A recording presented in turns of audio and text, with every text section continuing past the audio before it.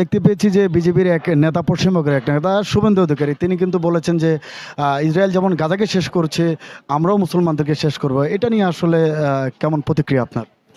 আমার কাছে এটা মনে হয় যে আন্তর্জাতিক স্পেয়ারে এটা খুবই একটা ঘৃণিত বক্তব্য। যদি আপনি বলেন যে ইসরায়েলের সাথে ভারতের এখানে সম্পর্কটা কোথায়, তারা আসলে সম্পর্কটা জাতিভিত্তিক হিসেবে দেখছে। যেমন আমি একটু আগে বললাম যে কট্টর হিন্দুত্ববাদী চিন্তাধারা, ঠিক যেমনই কট্টর ইসলামিক চিন্তাধারা, এটা কিন্তু মোটেও আমাদের নৈতিক নৈতিক জায়গার স্ট্যান্ড হওয়া উচিত না। তো আমি মনে করি যে নেতার জায়গা থেকে তিনি এ ধরনের কথা বলা তার জন্য মোটেও উচিত হয়নি। এতে করে উত্তেজনা বাড়বে, এটা বাংলাদেশের সীমান্তের এপাশেও বাড়বে, ওপাশেও বাড়বে। আপনারা হয়তো খেয়াল করে দেখেছেন যে তার এই বক্তব্যের পর মুসলিমরা গণহারে এটা শেয়ার করছে এবং হিন্দুত্ববাদীরা কিন্তু এখানে আবার কাউন্টার দেওয়ার চেষ্টা করছে।